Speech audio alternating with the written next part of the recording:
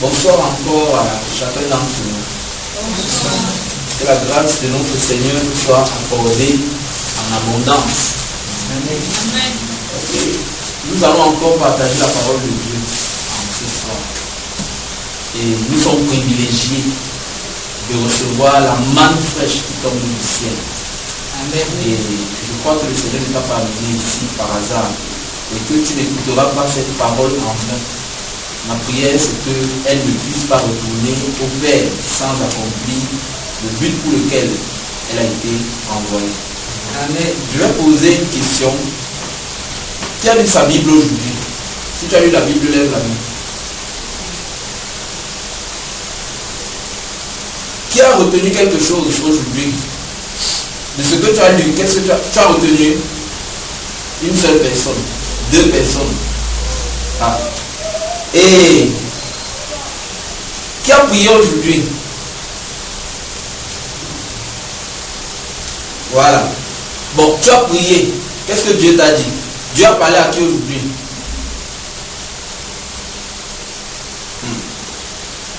On commence à regarder le voisin ou la voisine.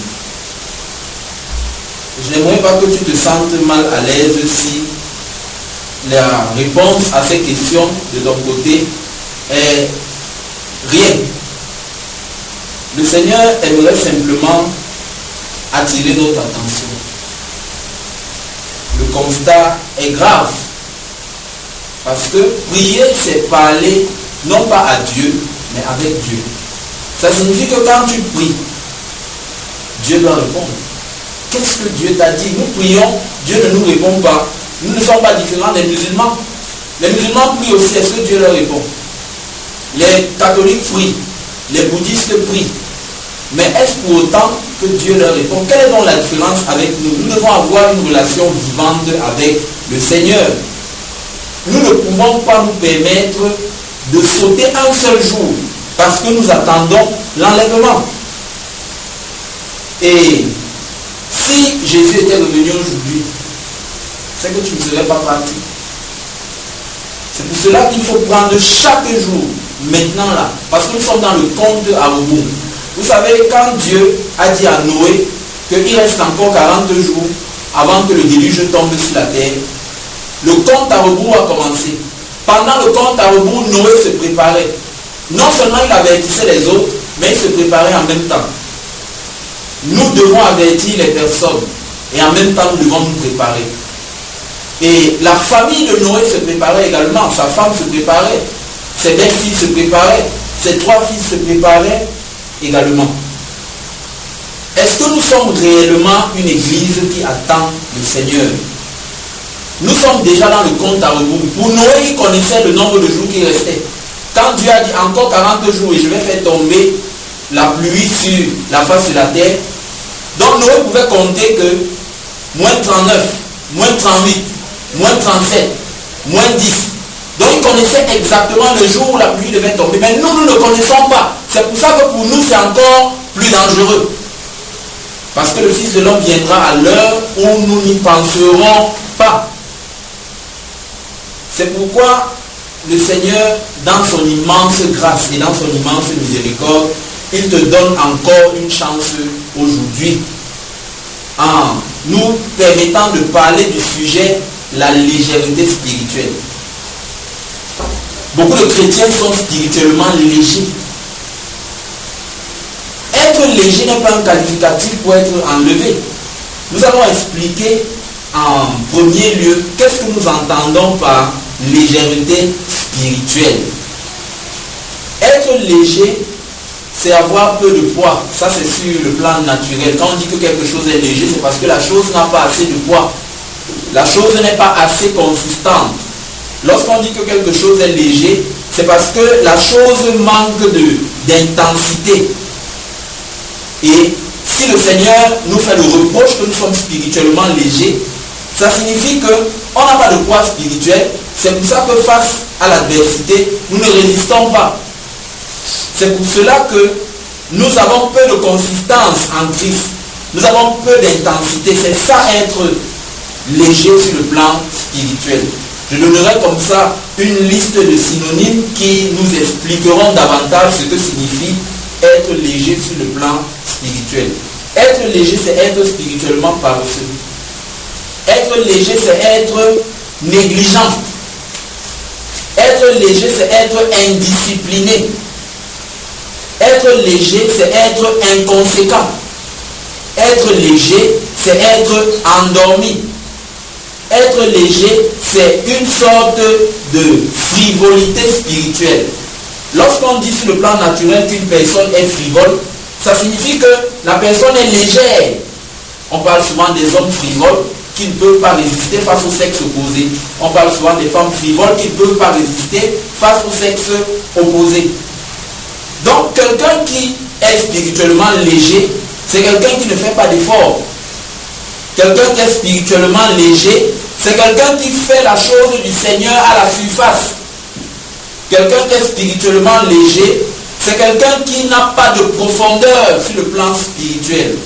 Quelqu'un qui est spirituellement léger, c'est quelqu'un qui est instable sur le plan spirituel. Aujourd'hui, on est à ce niveau.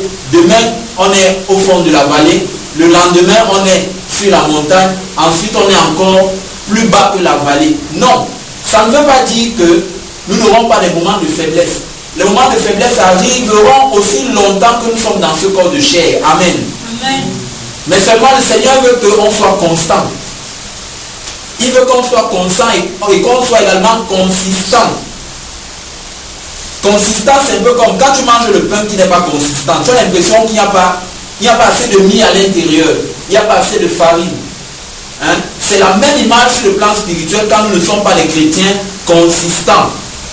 C'est ne pas prendre la chose du royaume de Dieu au sérieux. C'est également manquer d'un engagement réel. Maintenant, avant que nous n'évoluions, je vais faire la différence entre la mauvaise lourdeur spirituelle et la bonne lourdeur spirituelle. Quand je parle de lourdeur, je parle du poids. Pour qu'on ne me comprenne pas mal. Quand on parle de la mauvaise lourdeur spirituelle, c'est le poids de la chair. C'est quand ton ancienne nature continue à peser sur toi. Quand tes anciennes habitudes continuent à peser sur toi, c'est ça le poids de la chair, la lourdeur spirituelle. Quand nous parlons de la bonne lourdeur, c'est-à-dire avoir du poids sur le plan spirituel, ici il s'agit du poids de l'esprit. La mauvaise lourdeur, c'est le poids de la chair qui pèse sur toi. La bonne lourdeur, c'est le poids de l'esprit, l'intensité de la vie de Jésus-Christ qui se manifeste en toi et au travers de toi. Et nous devons également faire la différence entre la mauvaise légèreté et la bonne légèreté. Parce qu'il y a une mauvaise légèreté, il y a une bonne légèreté. La mauvaise légèreté, je commencerai par la bonne. La bonne légèreté, c'est avoir été libéré du poids du péché. Quand le Seigneur te libère du poids du péché, tu es spirituellement léger. Le péché ne pèse plus sur toi. Hein? Les œuvres des ténèbres, l'oppression démoniaque, ça ne pèse plus sur toi. Ça, c'est quand le Seigneur t'a libéré du poids de la mauvaise lourdeur. Et là, tu deviens spirituellement léger. Cette légèreté-là, qui est un soulagement, c'est celle qui est positive. Maintenant, il y a la mauvaise légèreté, c'est ce sur quoi nous allons nous appesantir ce soir. La mauvaise légèreté, c'est être négligent dans les choses de Dieu. C'est toutes les définitions que nous avons données au préalable. C'est ça qui constitue la mauvaise légèreté. Donc, nous allons nous cadrer là-dessus. Le Seigneur va nous montrer ce qu'il ne faut pas faire et ce qu'il faut faire. Amen.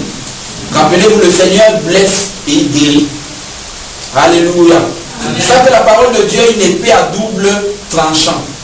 Maintenant, nous allons voir, après avoir présenté les explications sur la légèreté spirituelle, nous allons voir le portrait biblique de la personne qui est spirituellement léger.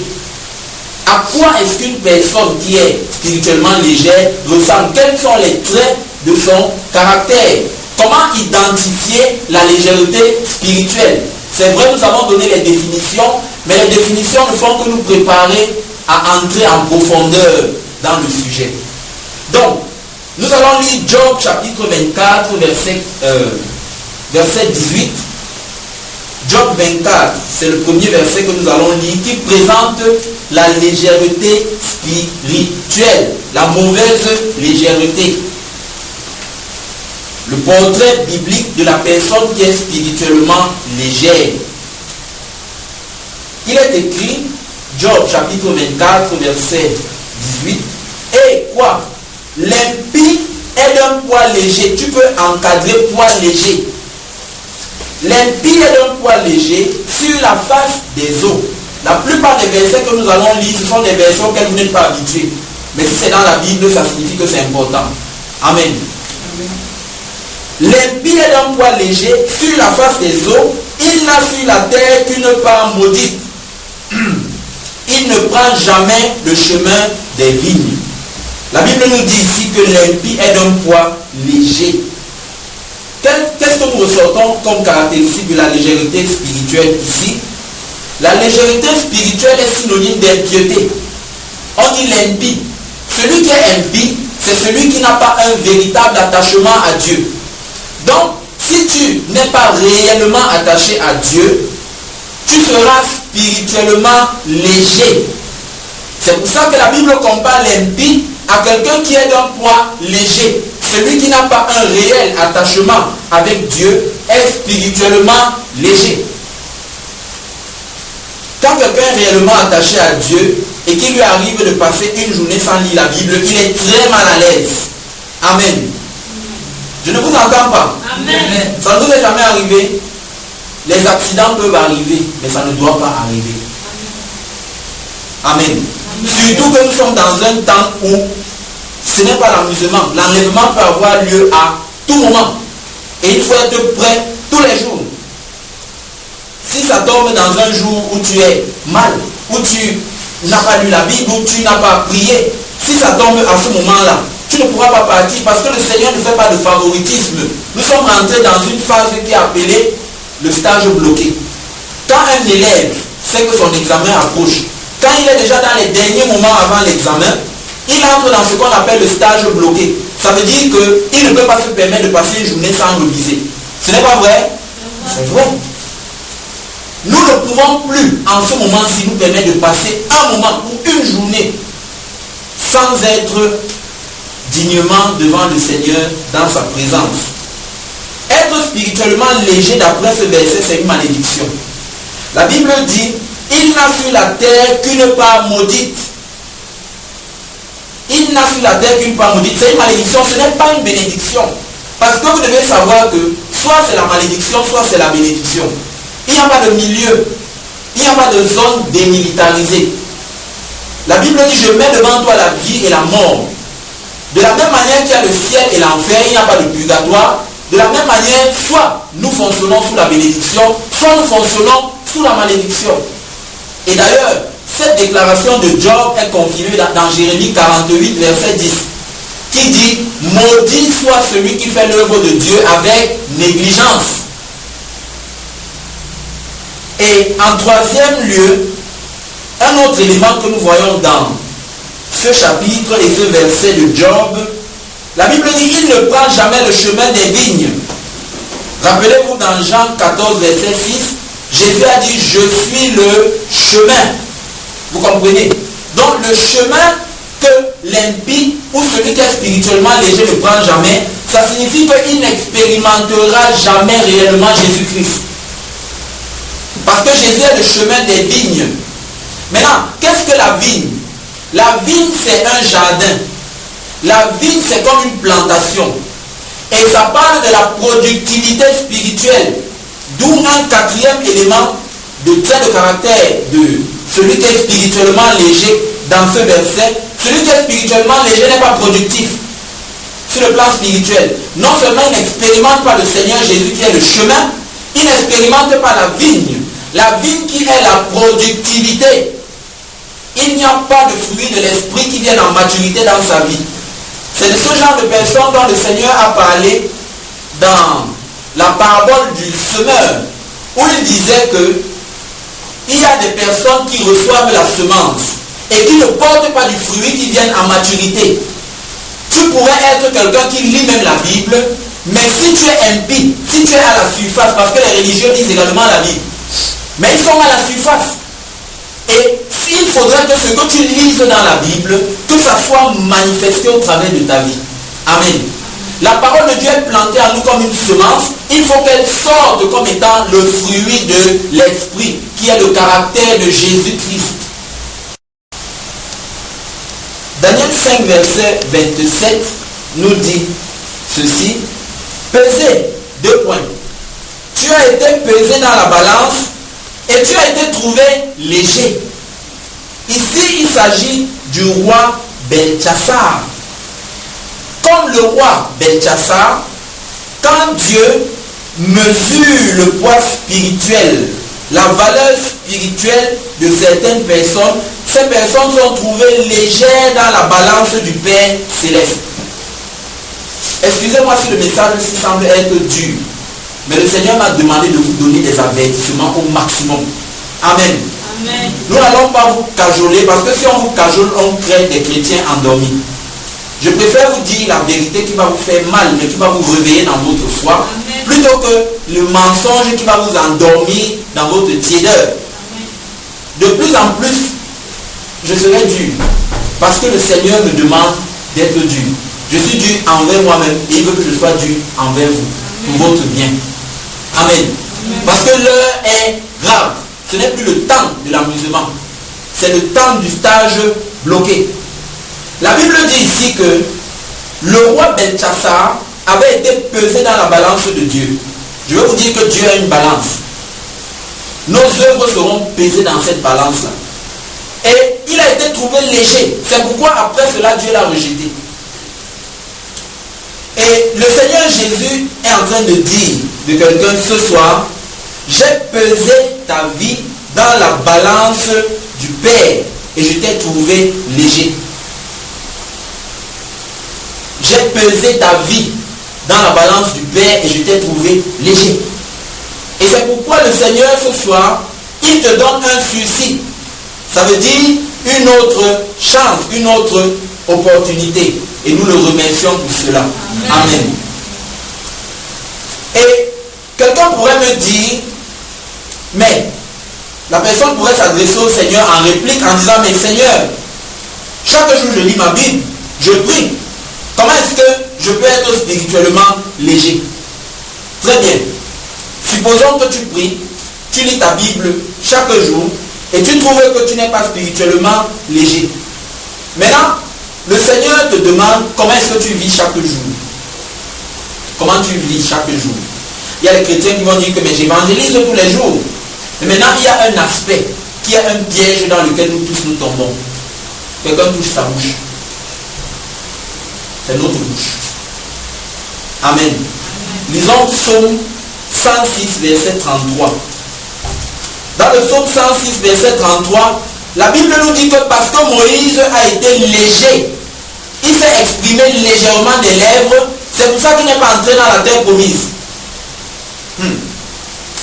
Si c'était l'enlèvement, si entrer dans la terre promise c'était l'enlèvement, Moïse, je dis le grand Moïse, Amen, Moïse aurait manqué l'enlèvement si entrer dans la terre promise était l'enlèvement. Si entrer dans la terre promise était l'enlèvement, c'est que sur 2 millions de juifs, c'est qu'il y a 2 seulement qui auraient été enlevés, à savoir Josué et Caleb. Vous voyez que l'heure est vraiment grave, même Moïse. Maintenant, la Bible dit quoi? Dans le psaume 100, nous avons dit psaume 106, verset 33, car ils aigrisent son esprit. Dans certaines Bibles, c'est écrit avec petit E. Vous devez rectifier, c'est grand E. Parce qu'il s'agit du Saint-Esprit ici. Ils aigrisent son esprit et il mit pour qui? Moïse. Moïse s'exprima légèrement des lèvres. À cause de ça, Dieu a dit tu n'entres pas dans la terre promise. Maintenant, il y a certains qui vont me dire que oh, tu ne vas pas me dire que moi aussi je ne vais pas être enlevé. Ça c'était le cas de Moïse. Bien, c'était le cas de Moïse. Allons maintenant dans le Nouveau Testament. Éphésiens chapitre 4, versets 29 à 30. Tout ce qui est écrit dans l'Ancien Testament a une représentation dans le Nouveau Testament. La Bible dit ici dans Éphésiens 4, verset 29, qu'il ne sorte de votre bouche aucune parole mauvaise. Mais s'il y a lieu, quelques bonnes paroles, qui servent à l'édification et qui communiquent une grâce à ceux qui l'entendent. Maintenant, le verset 30 dit, n'attristez pas le Saint-Esprit de Dieu pour lequel vous avez été scellés pour le jour de la rédemption. Maintenant, si nous faisons la comparaison entre Éphésiens 4, verset 29 à 30 et le psaume 106, verset 33, nous allons voir qu'il s'agit d'une même chose dans le fond. La chose est laquelle? Parce qu'on s'exprime légèrement des lèvres, cela attriste le Saint-Esprit et nous prive des bénéfices du Seigneur. Amen.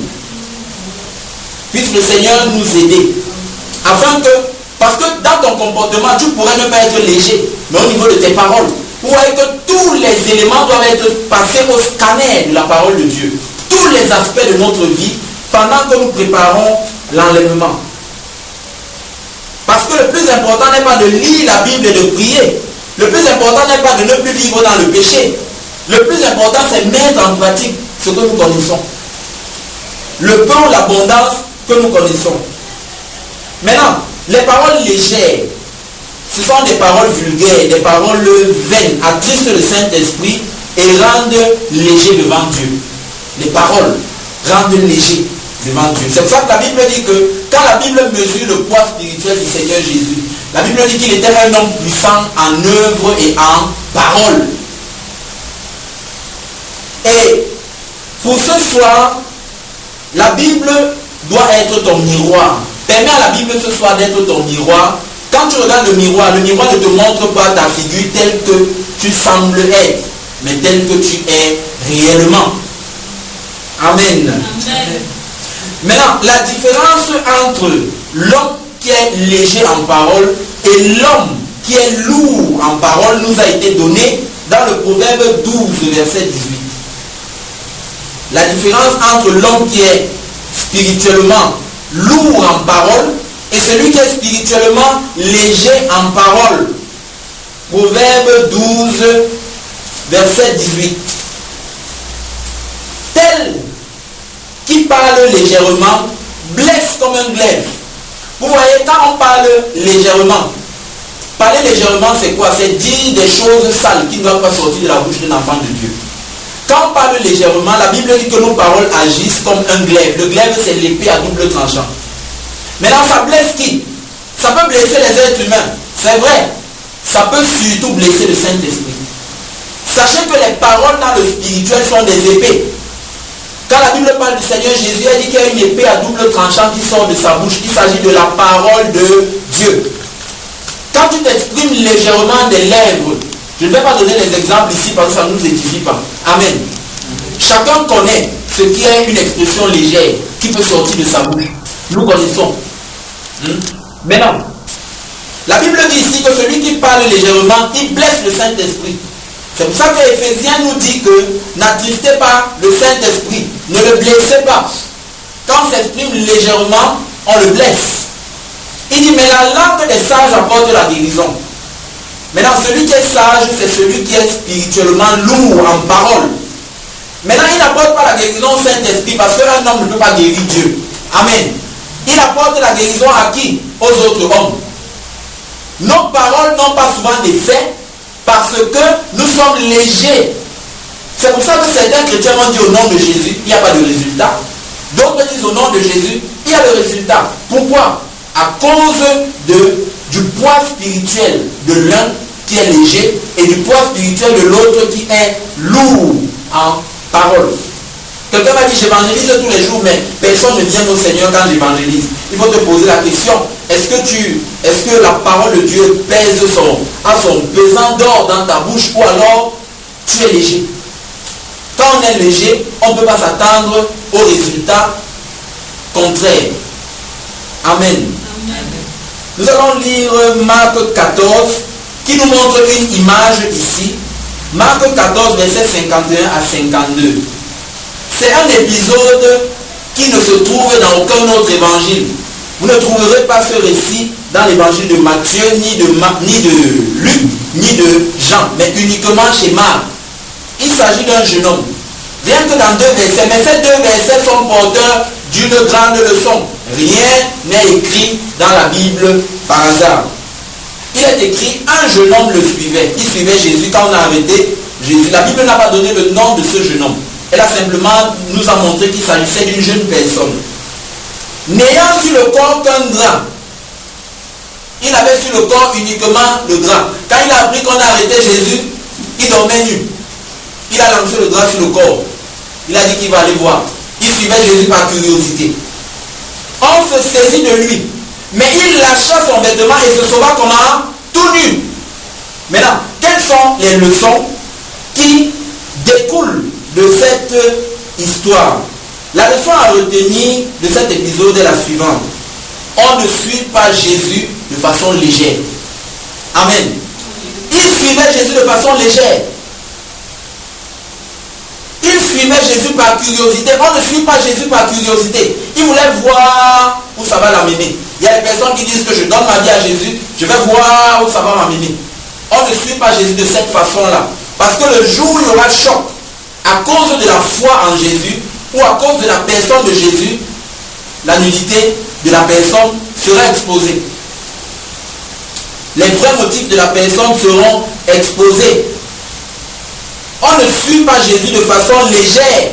Je veux te dire que si tu suis Jésus étant léger spirituellement, le jour où il y aura le choc, tu vas abandonner. Le jour où il y aura le choc, tu vas laisser tomber. La légèreté, je rappelle, c'est l'indiscipline. La légèreté, c'est l'indifférence. La légèreté, c'est l'aventure. Il suivait Jésus par aventure. La légèreté, c'est la curiosité. Il suivait Jésus pour voir jusqu'où cela devait le mener. Pas parce qu'il était convaincu que Jésus-Christ est le Messie. Et la façon de suivre Jésus d'après cette histoire inclut également le vestimentaire. Le vestimentaire est aussi important dans la façon de suivre Jésus-Christ. Si cela n'était pas important, pourquoi la Bible nous dirait dans 1 Corinthiens 6, lisons ensemble 1 Corinthiens 6, verset 19. 1 Corinthiens 6, verset 18 à 19. Donc, suivre Jésus implique également le vestimentaire, tout ce qui est lié à notre corps. Dans 1 Corinthiens 6, nous allons lire plutôt le verset 19 à 20. La parole de Dieu dit ceci. Ne savez-vous pas que votre corps est le temple du Saint-Esprit qui est en vous et que vous avez reçu de Dieu et que vous ne vous appartenez point à vous-même? Il dit, car vous avez été rachetés à un grand prix. Glorifiez donc Dieu dans votre corps et dans votre esprit qui appartiennent à Dieu. Il y a les chrétiens qui disent que Dieu ne regarde pas le corps, Dieu ne regarde pas l'extérieur. Ce n'est pas vrai. On va glorifier Dieu en interne comme en externe. Qu'est-ce que Jésus a dit aux pharisiens dans Matthieu 23, verset 26? Jésus leur a dit que l'erreur qu'ils font, c'est de nettoyer l'extérieur. Pourtant, l'intérieur est pourri. Et le Seigneur leur disait, nettoyer à la fois l'intérieur et l'extérieur. L'habillement. Un frère en Christ ou une sœur en Christ, dépendamment du sexe, le vestimentaire importe dans la façon de servir Dieu. Les gens qui s'habillent de façon légère montrent qu'ils sont spirituellement légers. Aujourd'hui, avec la mode qu'on appelle la mode slim, qui est sortie dans les années 2000, tu vois quelqu'un, un frère en Christ, porte un pantalon qui est mince comme ça là. Et on voit tout. Amen. Tout quoi? Ne me demandez pas. Tu vois, les gens qui portent les tricots sexy là, on va dire louons le Seigneur, le frère soulève les mains, on voit les abdos, comme si l'église, c'est le lieu où on vient faire la musculature. Non. Tu vois une soeur en Christ avec les démembrés là, on ne doit pas porter ça. C'est léger. Une femme ne doit pas exposer les parties de son corps. Parce qu'on doit glorifier Dieu également au travers de notre corps. Et on sait évidemment que le pantalon va dessiner la femme. Et quand l'homme voit, l'homme est attiré par ce qu'il voit. Si une femme en Christ dit que je mets mon pantalon, ça te sert où? Je lui répondrai simplement que tu n'as jamais été homme, donc tu ne peux pas comprendre. Alléluia. Et d'autant plus que la Bible dit dans Deutéronome 22, verset 5, que l'homme ne porte pas le vêtement de la femme et la femme ne porte pas le vêtement de l'homme. Bon, il y il y a des gens qui vont dire que vous exagérez, ça c'est déjà le retour à la loi de Moïse. Dans ce cas, prochaine réunion, que tous les frères viennent en jupe. Amen. Amen. Vous dites même Amen. Et que toutes les frères viennent donc en pantalon. Si vous voyez les frères en jupe, ça vous fait un genre, non? Pourquoi donc, quand la femme elle porte le vêtement de l'homme, ça ne doit pas faire problème? Ça fait un problème. C'est le vêtement de l'homme, c'est pour ça qu'on a mis la fermeture devant. Vous-même vous savez pourquoi, je ne vais pas vous dire. Et maintenant les gens ont essayé de féminiser, bref, c'est devenu tout un débat. Nous devons glorifier Dieu dans notre corps et dans notre esprit. La façon de s'habiller peut dénoter de la légèreté spirituelle. Et aussi, je ne parle pas seulement des vêtements que je viens de citer là. Je parlerai également de la façon négligée. Si tu portes un t-shirt dont l'élastique est fini au cou, franchement, ça c'est être habillé de façon légère. Si tu portes un vêtement qui est troué, c'est être habillé de façon légère. Quelqu'un va se dire que wonderful. Seulement que tu es un malade qui s'ignore. Et permet au Saint-Esprit de te montrer ta maladie au nom de Jésus-Christ. Amen. Et la guérison est dans la parole de Dieu. Maintenant, il y a des gens qui disent que dis-moi comment tu t'habilles, si tu es léger, et je te montrerai ton niveau de légèreté. Quelqu'un qui est spirituellement lourd, qui n'est pas léger, cela affectera tous les aspects de sa vie. La Bible ne dit-elle pas dans 1 Thessaloniciens chapitre 5, verset 23, que tout votre être, l'esprit, l'âme et le corps soient conservés irrépréhensibles lors de l'avènement de notre Seigneur Jésus-Christ, ou alors en vue de l'avènement du Seigneur Jésus-Christ. On ne doit pas badiner avec un aspect de nos vies. Et il y a peut-être des gens qui vont dire que ça c'est le légalisme. Ce n'est pas le légalisme que nous prêchons. Nous prêchons la légitimité de la parole de Dieu. Amen. Et si quelqu'un peut me prouver que ce que je dis n'est pas biblique, bon, je lui demanderai des excuses. Mais jusqu'à preuve du contraire, si ce que je dis est parfaitement soutenu par l'écriture, pourquoi la personne me ferait un procès d'intention? Si ça énerve quelqu'un, ça veut dire qu'il y a une maladie qui doit être traitée par la parole de Dieu. Amen. Amen. On ne doit pas s'habiller de façon légère. C'est très important. Il n'y a pas que ça. Il y a beaucoup d'autres aspects. Et comment est une personne qui est spirituellement légère? Éphésiens 4, verset 14 nous donne un autre trait de caractère des gens qui sont spirituellement légers. On ne doit pas s'habiller de façon légère. J'insiste encore dessus. C'est les petites choses qu'on néglige souvent. Mais les petites choses nous font courir de grands risques. Il est écrit dans Éphésiens 4, verset 14, afin que nous ne soyons plus des enfants flottants. Quelqu'un qui est flottant, c'est quelqu'un qui est léger. Et la Bible dit ensuite, emporté à tout vent.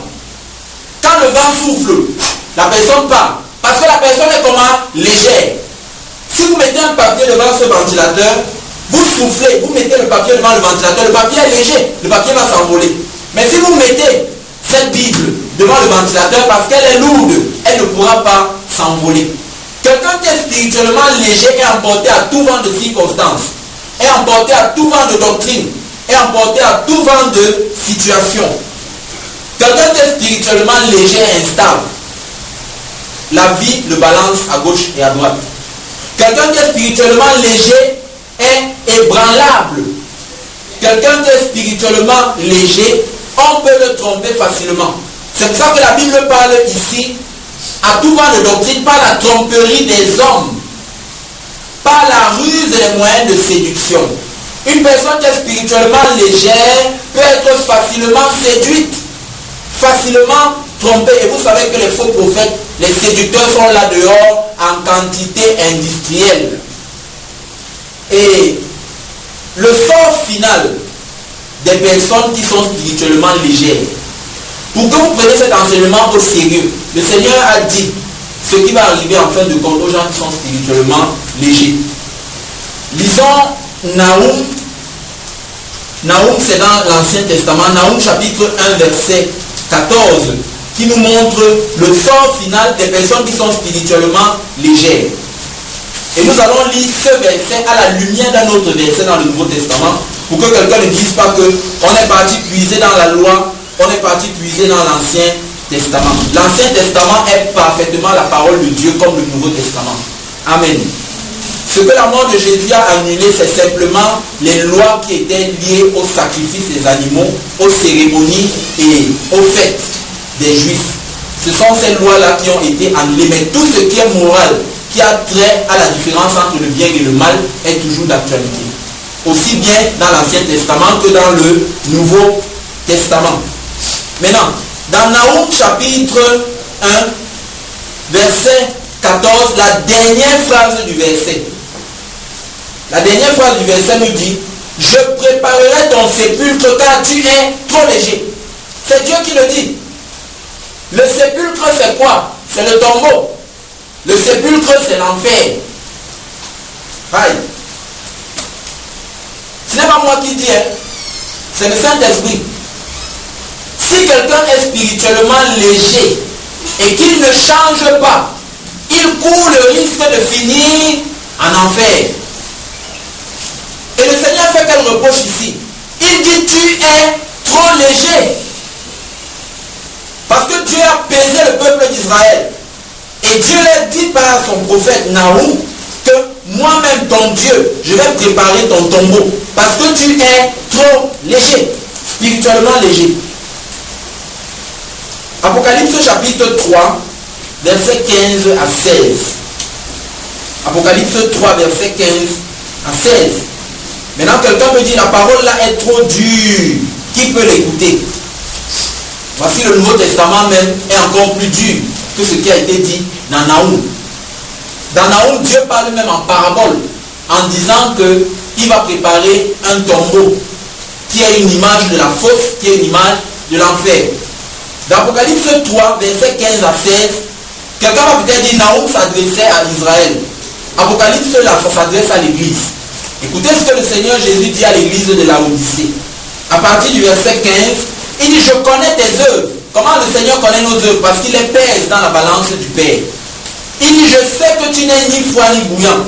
Puisses-tu être froid ou bouillant? Verset 16. Ainsi, parce que tu es tiède et que tu n'es ni froid ni bouillant, je te vomirai de ma bouche.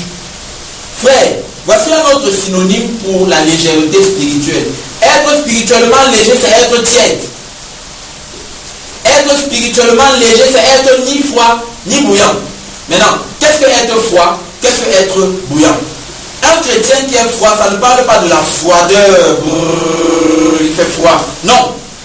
Un chrétien qui est, quand le Seigneur parle de être spirituellement froid, c'est quelqu'un qui apporte le rafraîchissement. De la même manière que quand tu bois un verre d'eau fraîche, cela t'apporte du rafraîchissement. Une personne qui est spirituellement fraîche, c'est une personne qui apporte du rafraîchissement aux frères en Christ. Amen. Tu pourrais être une personne d'une telle dimension ou d'une telle description, parce que celui qui est spirituellement froid est acceptable par Dieu, dans la mesure où il apporte du rafraîchissement au corps de Christ. C'est un peu comme quelqu'un qui avait besoin qu'on lui pose une poche de glace sur la tête et ça lui apporte du soulagement. Quelqu'un qui est spirituellement froid dont le Seigneur parle ici, c'est quelqu'un qui apporte le soulagement au corps de Christ. Dans le Nouveau Testament, nous avions Barnabas qui était le fils de l'exhortation. Il apportait beaucoup de consolation à l'église. Et voilà quelqu'un qui était spirituellement froid, dans le sens positif du terme. Mais maintenant, il y a le être spirituellement froid négativement. C'est pour ça que la Bible dit pour ceux-là, la charité d'un plus grand nombre se refroidira. Ça veut dire leur amour pour le Seigneur est devenu froid, dans la mesure où, même si le Seigneur dit quoi, ça ne leur dit plus absolument rien. Les choses de Dieu les laissent indifférents. Maintenant, nous parlons également de ceux qui sont spirituellement chauds ou bouillants. Les gens qui sont spirituellement bouillants, c'est des gens qui sont zélés. Un exemple, dans l'église primitive, nous avions Pierre, l'apôtre. Jean était spirituellement froid, dans le sens positif, parce que c'est quelqu'un qui apportait du rafraîchissement. Vous pouvez ressentir ce rafraîchissement dans les épîtres de l'apôtre Jean, quand il appelle l'église mes petits enfants.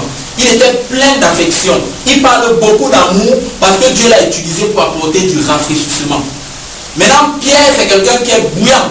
Jacques, c'est quelqu'un qui est bouillant. Vous voyez, les deux qualités-là, elles sont acceptables par Dieu. Mais celui qui est tiède, de la même manière que si on te met l'eau froide dans la bouche, tu ne vas pas recracher l'eau froide. À moins qu'elle soit trop glacée à ton goût. Si on te met l'eau chaude dans la bouche, tu vas peut-être la recracher, à moins qu'elle soit trop brûlante à ton goût. Mais si c'est l'eau tiède, personne n'aime boire l'eau tiède. Amen. L'eau tiède est dégoûtante. Les gens qui sont spirituellement tièdes, c'est les gens qui sont spirituellement dégoûtants aux yeux du Seigneur. C'est pour ça qu'il dit, je te vomirai. Alors que normalement, c'est l'église. Le Seigneur peut-il vomir un chrétien? Oui. Le Seigneur peut-il rejeter l'église? Oui. L'église, non pas universelle, mais individuelle, c'est-à-dire un chrétien qui est devenu spirituellement tiède. Et il ne rejette pas comme ça, il avertit d'abord.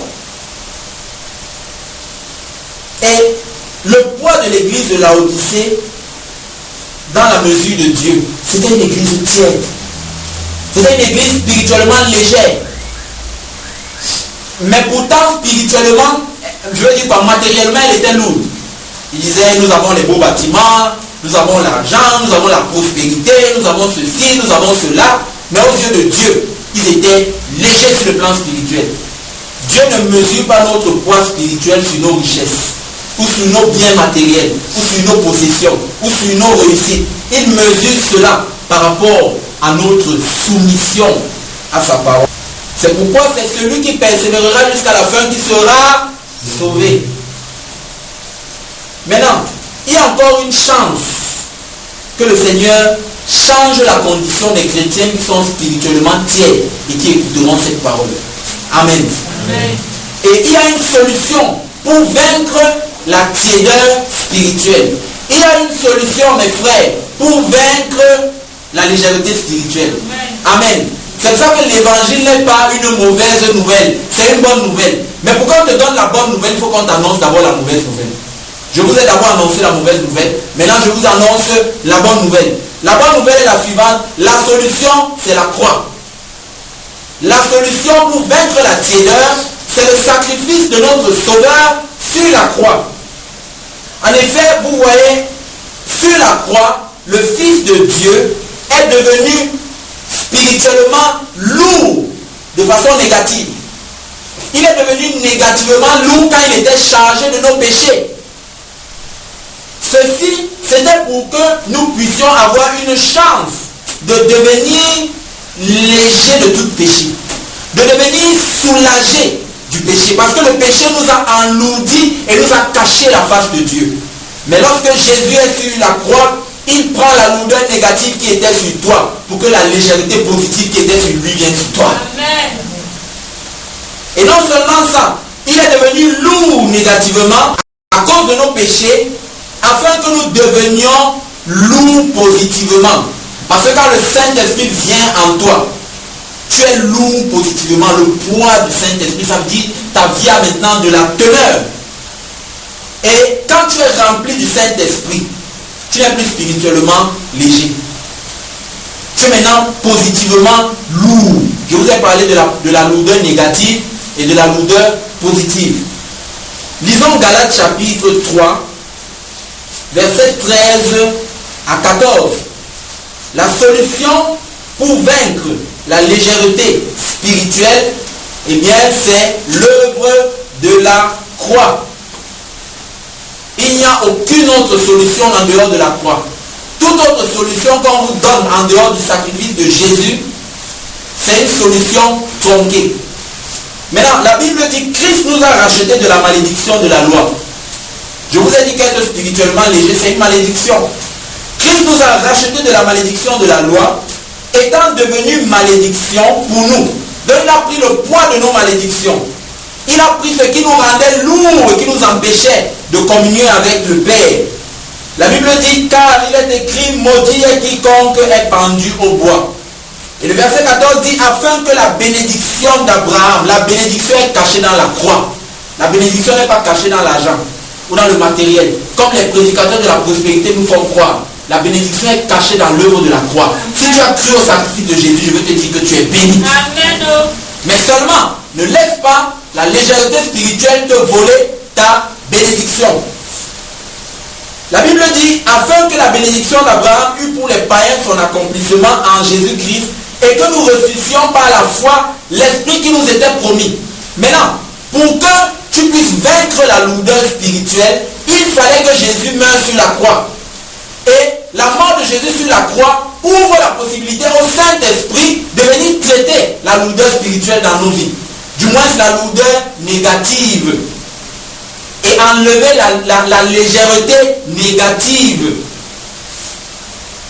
Donc, sans le Saint-Esprit, on ne peut pas traiter la légèreté spirituelle. Sans le Saint-Esprit, on ne peut pas vaincre l'indiscipline. Sans le Saint-Esprit, on ne peut pas vaincre l'infidélité. Sans le Saint-Esprit, on ne peut pas vaincre la paresse. Toutes les choses qu'on a parlé lorsqu'on définissait la légèreté spirituelle. Tout cela ne peut être vaincu qu'avec le concours et l'aide de Monsieur le Saint-Esprit. C'est pour ça que je vous ai dit que quand on s'exprime légèrement des lèvres, on blesse le Saint-Esprit. Celui qui est la solution contre la légèreté.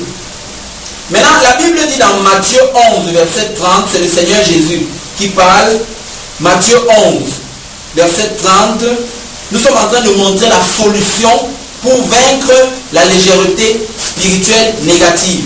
Il dit, car mon joug est doux et mon fardeau léger.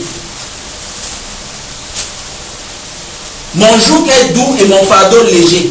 Quand il parle de son joug et son fardeau, je vais d'abord expliquer le nôtre. Il parle ici de son fardeau qui est léger. Son fardeau qui est léger, c'est son poids. Son poids spirituel qui nous donne de la valeur sur le plan spirituel, eh bien c'est le Saint-Esprit. Le Saint-Esprit est le fardeau positif. Il est le poids positif dont nous avons besoin pour ne plus être spirituellement léger. Romains chapitre 8, verset 13 à 14. Romains 8, verset 13 à 14. Il dit, si vous vivez selon la chair, vous mourrez. Mais si par l'esprit, vous faites mourir les actions du corps, vous faites mourir les actions de la légèreté, alors vous vivrez spirituellement. Verset 14. Car tous ceux qui sont conduits par l'Esprit de Dieu sont fils de Dieu. Puisse le Saint-Esprit te conduire afin que tu puisses vaincre la légèreté spirituelle. Sans lui, ce n'est pas possible. Romains chapitre 8, toujours le verset 26, cette fois-ci. La Bible dit, de même aussi, l'Esprit nous aide dans notre faiblesse. Le Saint-Esprit nous aide dans notre faiblesse. Je vous dis que le Saint-Esprit sait que nous sommes ce que nous sommes naturellement. Il sait que naturellement nous sommes enclins à la légèreté spirituelle. Il sait ça. Le Saint-Esprit sait qu'il y a les jours où on n'a pas envie de lire la Bible. Il sait qu'à cause de la nature que nous avons héritée d'Adam et Ève, il y a les jours où on n'a pas envie de prier. Il y a les jours où on n'a même plus envie d'être chrétien. Le Saint-Esprit le sait. C'est la raison pour laquelle il est disposé pour nous aider. Il est disponible pour nous aider. Il se propose de nous venir en aide. Mais est-ce que nous voulons le recevoir? Est-ce que nous voulons recevoir son aide? Voulons-nous l'aide du Saint-Esprit? Alors je vous dis qu'il est pleinement disponible. Et c'est grâce à lui seul qu'on peut devenir lourd positivement sur le plan spirituel. C'est grâce à lui que nous pouvons avoir du poids spirituel, c'est-à-dire une grande valeur. Et en dernier ressort, nous vous présentons le portrait de l'homme qui est lourd spirituellement. Dans le contraire de ce qu'on a dit depuis que nous avons commencé cette exposé. Maintenant, l'homme ou la femme qui est spirituellement lourd dépend totalement du Saint-Esprit. Il ne dépend pas de son expérience ou du nombre d'années qu'il a dans la foi ou du nombre de connaissances qu'il a. Parce que la connaissance enfle. La connaissance piège. Les Grecs qui croyaient, qui pensaient que la connaissance mène au salut, on appelait cela la gnose. Mais le Saint-Esprit, nous ne devons pas nous appuyer sur quelque chose d'autre. Nous nous appuyons uniquement sur lui si nous voulons être spirituellement lourds sur le plan positif. Si tu ne dépends pas du Saint-Esprit, tu redeviendras léger. C'est pour ça que nous devons l'impliquer dans ce que nous faisons. Nous devons l'impliquer dans notre vie de tous les jours. Et c'est au Saint-Esprit que nous devons notre valeur spirituelle. Sans le Saint-Esprit, nous n'avons aucune valeur spirituelle. C'est pour ça que Jésus paye le prix sur la croix, pour que le Saint-Esprit vienne, pour que quand Dieu regarde, il voit le Saint-Esprit, et au travers du Saint-Esprit, il voit Christ en nous. Amen. Malgré la nature ancienne que nous transportons toujours. Et si vous voulez bien comprendre ça, méditez profondément sur Romains chapitre 8. Vous allez voir comment on vous montre le mécanisme de l'esprit et le mécanisme de la chair. Comment est-ce qu'on peut dominer la chair. Maintenant, je vais vous dire une autre chose pour que vous sachiez quels sont les traits de caractère de l'homme qui est spirituellement lourd sur le plan positif. Le Saint-Esprit a pour mission de former Jésus en nous. Est-ce que vous savez, pour ceux qui ont fait la pâtisserie, quand vous prenez la pâte de la farine, la pâte pour faire le gâteau, la pâte, est-ce qu'elle a une forme? Non, elle est informe. Mais quand tu mets la pâte dans un moule, elle épouse la forme du moule.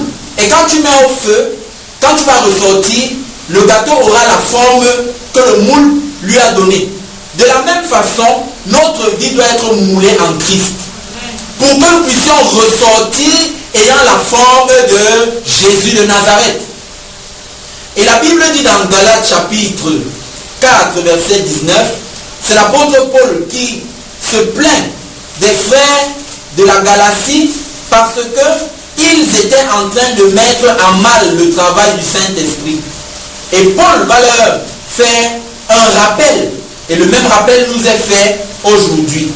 Galates chapitre 4, verset 19, il dit: mes enfants, pour qui j'éprouve à nouveau les douleurs de l'enfantement, jusqu'à ce que Christ soit formé en vous.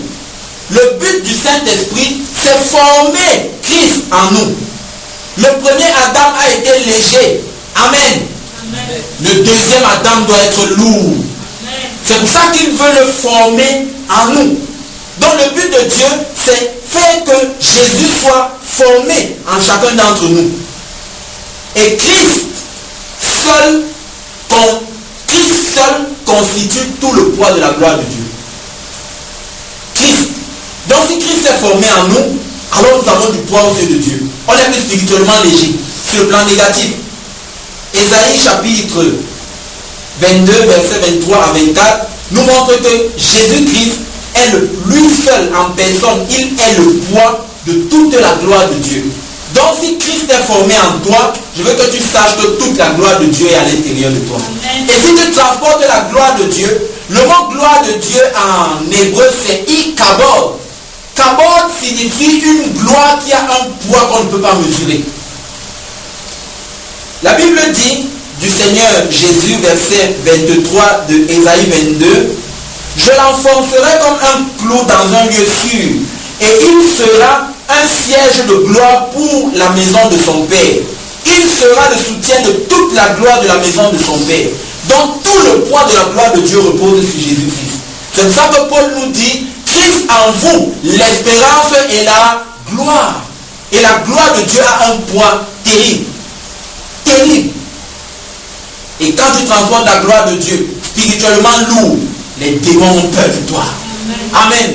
Ce n'est plus toi qui cherches le démon que je te chasse, tu me chasses, je te poursuis, tu me poursuis. Non, même s'ils t'attaquent, ils t'attaquent parce qu'ils ont peur de toi. Parce que tu es spirituellement lourd. Tu transportes la gloire de Dieu.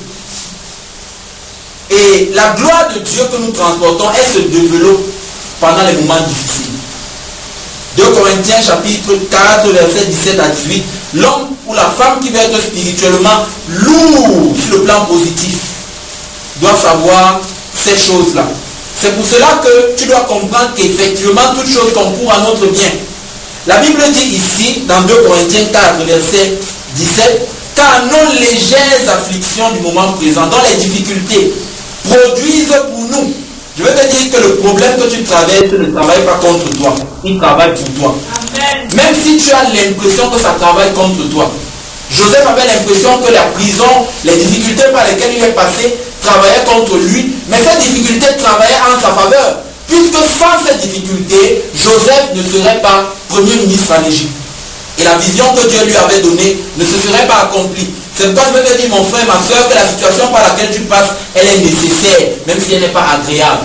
Dieu veut que tu passes par là. Parce que plus tu passes par les moments difficiles, plus le poids de la gloire de Dieu augmente.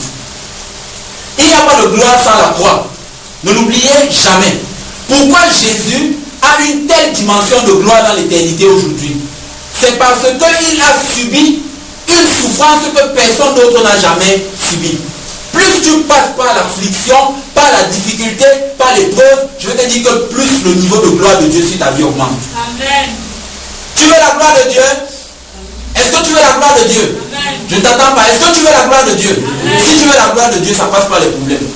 C'est pour ça que Paul dit que l'homme qui veut être spirituellement lourd de la gloire de Dieu, il doit regarder ses problèmes comme étant légers.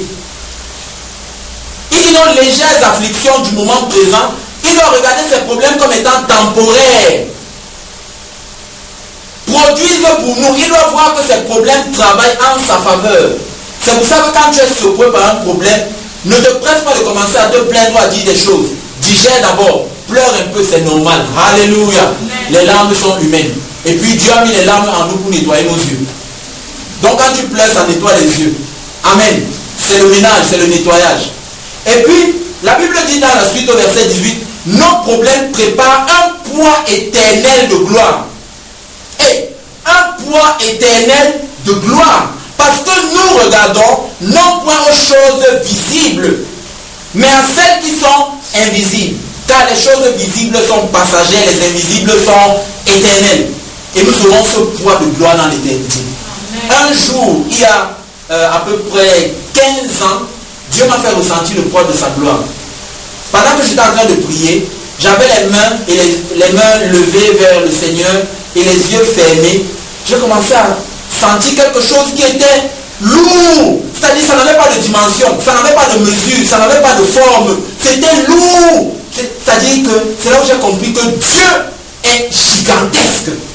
Dieu est infiniment grand. C'est-à-dire que j'ai ressenti sa grandeur. C'est comme si il voulait que je ressente le poids de son être. Le Dieu que nous servons est immense, mes amis. Amen. Je vous assure. Mais il ne nous fait pas sentir ça tout le temps parce qu'il veut qu'on vive par la foi et non par les expériences.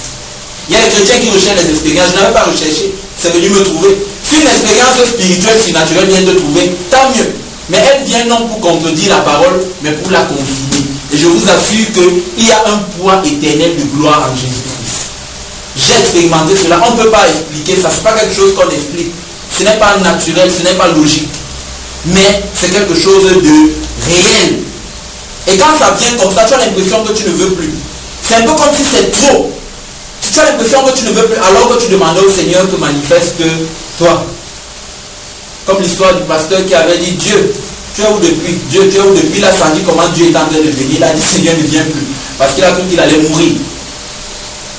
Et en dernier ressort, nous allons achever cet exposé avec une image. L'image du chandelier. Apocalypse chapitre 1, verset 20. Apocalypse 1, verset 20. La Bible nous présente le chandelier. Le chandelier faisait partie des ustensiles pour l'adoration dans l'Ancien Testament.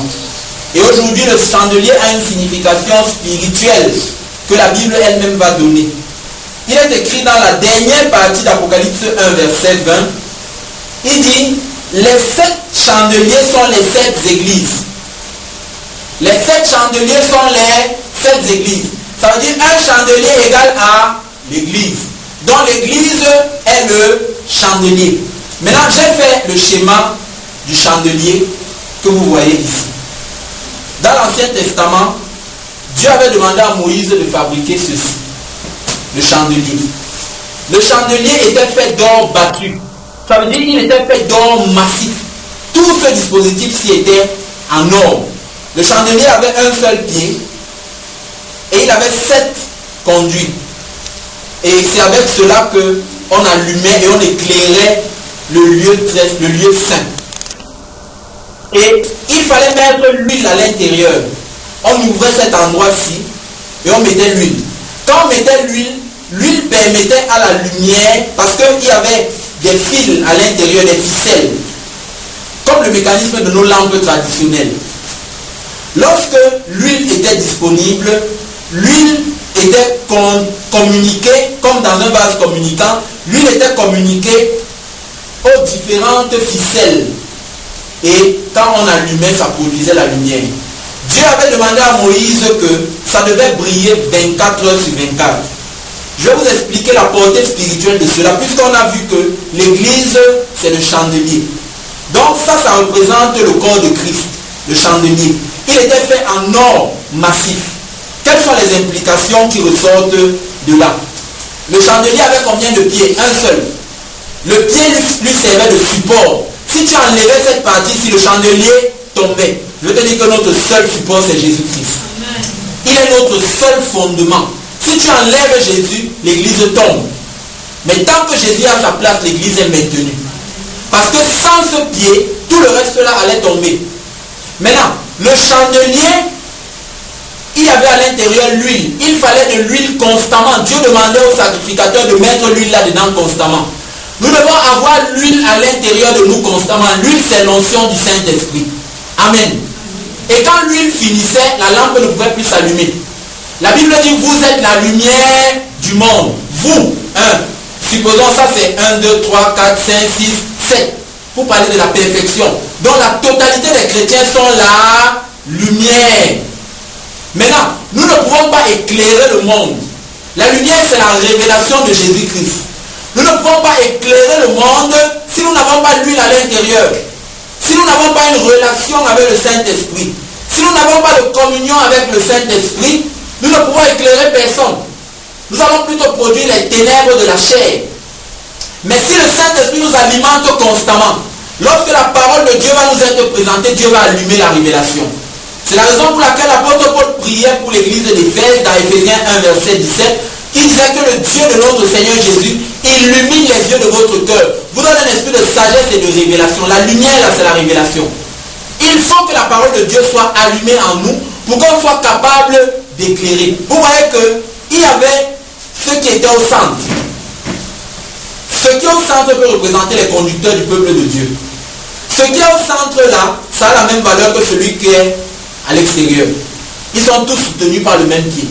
Que tu sois évangéliste, que tu sois apôtre ou que tu sois prophète, dans la lignée des conducteurs, tu n'es pas plus important que les autres. Tu es simplement à une place que le fondement t'a donné. Et maintenant, tous avaient la même valeur. Ça veut dire que ceci était en or. Je te dis que la même valeur que Christ a, tu as la même valeur. Nous sommes son corps, ne l'oubliez jamais. Et il a voulu que nous soyons un avec lui.